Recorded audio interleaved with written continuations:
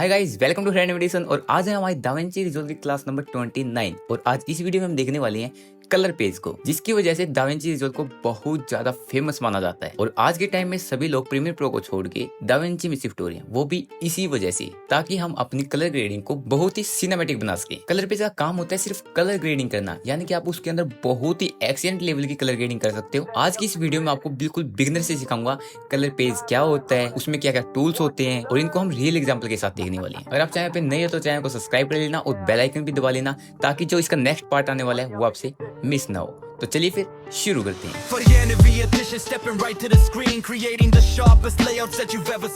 Da Vinci resolve में total 8 pages होते हैं। सबसे पहले आपके पास है यहाँ पे मीडिया पेज, उसके बाद आपके पास फोटो पेज, इसके बाद आपके पास कट पेज, और इसके बाद है एडिट पेज। इन चारों को हमने कर लिया है। इसके बाद आपके पास फ्यूजन पेज आता है, और उसके बाद आपके पास कलर पेज है। तो आज हम यहाँ पे कलर पेज को देखने वाले हैं। फ्यूजन पेज को हम बाद में देखेंगे, क्योंकि ये थोड़ा एडवांस में है और इसके अंदर बहुत सारी चीजें हैं, तो इसलिए हम यहाँ पे इसको स्किप कर रहे हैं। तो जैसे आप यहाँ पे कलर पेज के ऊपर क्लिक करते हो तो आपके पास यहाँ पे बहुत सारे ऑप्शन आ जाते हैं। आपको यहाँ पे कुछ भी समझ में नहीं आता कि ये ऑप्शन कैसे वर्क करते हैं। सबसे पहले मैं आपको बता दूं कि हम यहाँ पे नोड्स के ऊपर काम करते हैं। इसमें सबसे पहला मेन काम होता है कि आपको यहाँ पे वर्कस्पेस में आना है, और यहाँ पे रीसेट यूआई लेआउट दिख रहा है, इसके ऊपर क्लिक कर देना है, ताकि आपका भी जो यूआई है वो आपका ऐसा दिखे। इसको समझने के लिए हम सबसे पहले यहाँ पे एडिट पेज के अंदर आते हैं, और यहाँ पे इस क्लिप को यहाँ पे डिलीट कर देते हैं। अब मैं यहाँ पे दूसरी क्लिप को इंपोर्ट कर रहा हूँ इस तरीके से। अब मैं फिर से कलर पेज के अंदर आ रहा हूँ। तो सबसे पहले हम इसके कंपोनेंट समझ लेते हैं कि इसके अंदर जो ऑप्शंस है वो क्या क्या वर्क करते हैं। सबसे पहले आपके पास यहाँ पे लेफ्ट टॉप में एक गैलरी नाम का ऑप्शन दिया गया है। ये गैलरी नाम का ऑप्शन इसलिए दिया गया है ताकि आप जो भी कलर ग्रेडिंग करोगे आप उसको आप यहाँ पे प्रीसेट बनाकर रख सकते हो। इसके बाद आपके पास यहाँ पे लट्स दिए गए हैं। लट्स होता है यानी कि फिल्टर्स होते हैं। आप यहाँ पे फिल्टर्स का यूज कर सकते हो। आपको गूगल पे बहुत सारे प्रीसेट्स मिल जाएंगे, आप वहां से लाकर भी इनको ड्रैग एंड ड्रॉप भी कर सकते हो। तो जैसे आप लोग यहाँ पे देख सकते हो कि आपका जैसे लेट्स ओपन है, तो इसके अंदर बहुत सारे ऑप्शंस हैं। इसके अंदर बहुत सारी कैटेगरी दी गई है, आप किसी भी कैटेगरी का यूज कर सकते हो। जैसे मैं यहाँ पे ब्लैक मैजिक डिजाइन के ऊपर क्लिक करता हूँ तो देखो इसके बहुत सारे हैं। अगर आप इनके ऊपर होवर करते हो तो आपको यहाँ पे प्रीव्यू दिखा देगा कि आपकी वीडियो का प्रीव्यू कैसे होने वाला है, यानी कि वो फिल्टर कैसा शो होगा। तो इस तरीके से ये काम करते हैं। जैसे डीजीआई के ऊपर करता हूँ तो इस तरीके के, रेड के ऊपर क्लिक करता हूँ तो इस टाइप का है। तो अलग अलग टाइप के दिए गए, यहाँ पे बहुत सारे दिए गए। अगर मैं वापस इसके ऊपर क्लिक करता हूं तो ये हाइड हो जाता है। इसके बाद आपके पास मीडिया पूल दिया गया है। मीडिया पूल के अंदर आपकी सारी वीडियोस, इमेज, ऑडियो, वो सारी यहाँ पे शो होगी। जो हमने एडिट पेज के अंदर देखा था वही सेम मीडिया पूल आपके पास यहाँ पर है। अब मैं इसको यहाँ से हाइड कर देता हूँ। इसके बाद आपके पास यहाँ पे क्लिप्स दिया गया है। क्लिप्स आप लोग यहाँ पे देख सकते हो, नीचे आपको क्लिप दिखाई दे रही है। जितनी भी आपने यहाँ पे टाइमलाइन के अंदर क्लिप को ऐड किया होगा वो सारी की सारी आपकी क्लिप यहाँ पर शो होगी। जैसे मैं एडिट पेज के अंदर आता हूँ और यहाँ पर कट कर देता हूँ। जैसे मैं यहाँ पे कंट्रोल बी प्रेस करता हूँ, अब यहाँ पे कट लग गया है। अब थोड़ा और आ गया हूँ, यहाँ पर भी एक कट लगा देता हूँ। तो मैंने यहाँ पे 3 कट लगा दिए। ऐसा मानो कि मेरी अब 3 क्लिप है। अब क्या करता हूँ, मैं यहाँ पे कलर पेज के अंदर आता हूँ तो आप लोग यहाँ पे देख सकते हो आपको यहाँ पे 3 क्लिप दिखा रहा है। तो आप लोग यहाँ पे क्लिप देखना चाहते हो तो देख सकते हो, अगर हाइड करना चाहते हो तो हाइड भी कर सकते हो। तो आपके पास ये ऑप्शन दिया गया है। तो मैं इसको यहाँ से हाइड कर देता हूँ क्योंकि हमें यहाँ पे इसकी जरूरत नहीं है। इसके बाद अगर आप राइट साइड में आओगे तो आपको यहाँ पर भी बहुत सारे ऑप्शन दिए गए। सबसे पहले आपके पास यहाँ पे क्विक एक्सपोर्ट दिया गया है, यानी कि आप जो भी एडिट कर रहे हो उसको एक्सपोर्ट कर सकते हो। जैसे आप इसके ऊपर क्लिक करोगे तो आपके पास बहुत सारे ऑप्शन आ जाएंगे। इसको हम अलग देखेंगे और बहुत ही डिटेल में सीखेंगे। पहले मैं यहाँ पे इसको कैंसिल कर देता हूँ। इसके बाद आपके पास टाइमलाइन आता है। टाइमलाइन, जैसे आप टाइमलाइन के ऊपर क्लिक करते हो तो आपके पास यहाँ पे अपने नीचे टाइमलाइन आ जाती है, और इसके अंदर आपको दिखा रहा है कि आपकी 1 क्लिप है, 2 क्लिप है और 3 क्लिप है, यानी कि इसके अंदर भी आपकी 3 क्लिप है। एक ही रो के अंदर आपको सभी क्लिप शो हो जाएंगी। जैसे मेरी 3 क्लिप है तो आपकी 3 क्लिप यहाँ पे शो हो रही है। और यही सेम टाइमलाइन हमारे यहाँ पे कट पेज के अंदर थी। जैसे मैं यहाँ पे कट पेज के ऊपर क्लिक करता हूँ तो आप लोग देख सकते हो कि हमारे पास यहाँ पर सेम टाइमलाइन थी। इसको भी हमने डिटेल में देख रखा है। तो फिर से मैं कलर पेज के अंदर आता हूँ, तो अब मैं यहाँ पे टाइमलाइन को ऑफ कर देता हूँ क्योंकि हमें यहाँ पे इसकी जरूरत नहीं है। इसके बाद हमारे पास नोड आता है। तो हम जो भी काम करने वाले हैं हम वो सभी के सभी नोड के ऊपर काम करने वाले हैं। हम यहाँ पे अलग अलग नोड्स बनाएंगे और उनके ऊपर काम करेंगे। तो हम नोड को थोड़ा डिटेल में सीख लेते हैं कि नोड क्या होता है। नोड एक बेसिकली स्टेप होता है किसी भी चीज को प्रोग्रेस करने के लिए। इसको मैं एक एग्जांपल के थ्रू समझते हैं। मान लो अगर आपको सब्जी बनानी है तो सब्जी बनाने से पहले क्या करना पड़ेगा, आपको अलग अलग सामग्री को काटना पड़ेगा। जैसे प्याज को अलग काटना है, पोटैटो को अलग काटना है, टमाटो को अलग काटना है। तो उस तरीके से अलग अलग काटते हो, उसके बाद हमारा फाइनल डिश बनता है। उसी तरीके से हम यहाँ पे अलग अलग नोड के ऊपर काम करते हैं। जैसे एक नोड के ऊपर हम शेडोज यूज करेंगे, एक नोड के ऊपर हाईलाइट्स यूज करेंगे, एक नोड के ऊपर हम मिड टोन यूज करेंगे, और एक नोड के ऊपर हम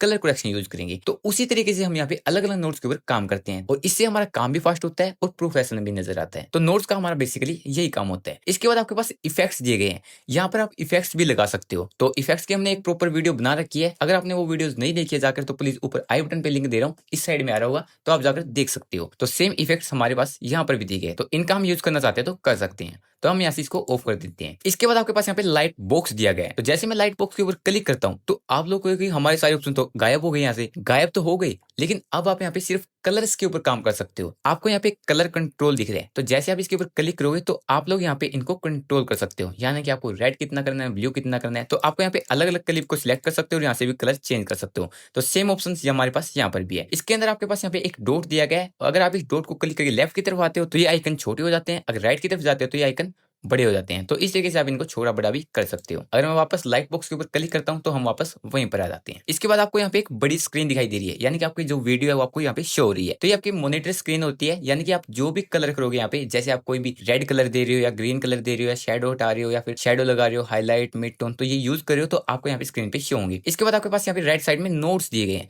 यानी कि आप यहाँ पे अपने नोट्स बनाने हैं। तो अगर आपको यहाँ पे एक नया नोट बनाना है तो नया नोट बनाने के लिए आपको क्या करना है, कीबोर्ड से शिफ्ट और एस प्रेस करना है।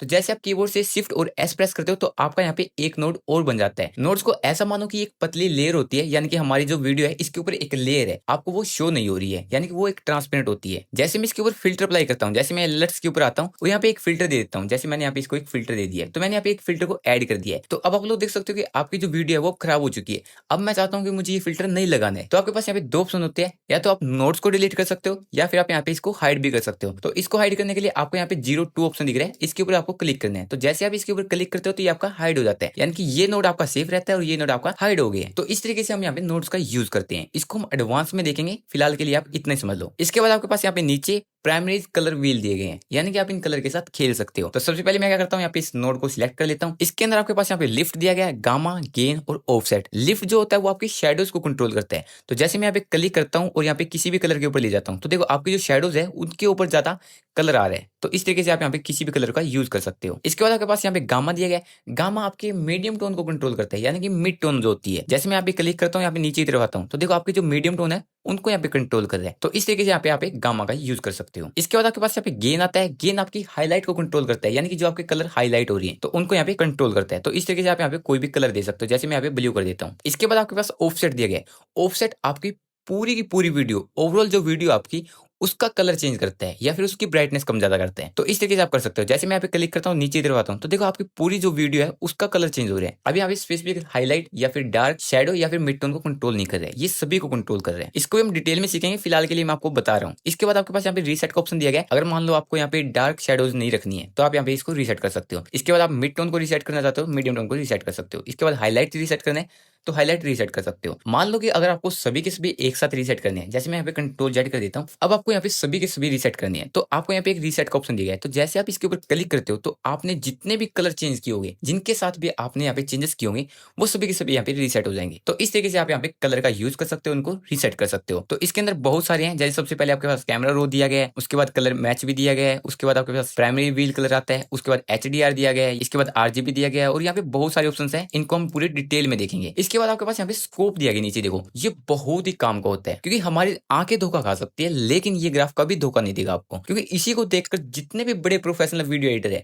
वो सभी इसी का यूज करते हैं, यानी कि इस ग्राफ को देखकर चलते हैं। और इसी के अंदर हमें यहाँ पे बहुत सारे ऑप्शन देखने को मिलते हैं। देखो अगर आपको पैरेट देखना है पैरेट देख सकते हो, वेव फॉर्म में देखना है वेव फॉर्म में, वेक्टर स्कोप में देखना है वेक्टर स्कोप में, और हिस्टोग्राम में देखना है हिस्टोग्राम में। मोस्टली लोग हिस्टोग्राम में देखते हैं तो हम भी यहाँ पे हिस्टोग्राम पे देख सकते हैं। इससे हमारे कलर के लेवल्स अप और डाउन, यानी कि उनकी वेव्स बता देते हैं कि कौन सी चीजें ज्यादा है और कौन सी चीजें कम है। तो इन सभी को हम पूरी डिटेल में देखने वाले हैं। ये था पार्ट 1। आई होप आपको बहुत अच्छे समझ में आ गया होगा। अगर इसके अंदर आपका कोई भी डाउट है तो आप कमेंट सेक्शन में पूछ सकते हो। अगर आपको वीडियो अच्छी लगी तो लाइक करना और चैनल को सब्सक्राइब करना। मिलते हैं नेक्स्ट वीडियो में, तब तक के लिए bye bye. For the end of the edition, stepping right to the screen, creating the sharpest layouts that you've ever seen.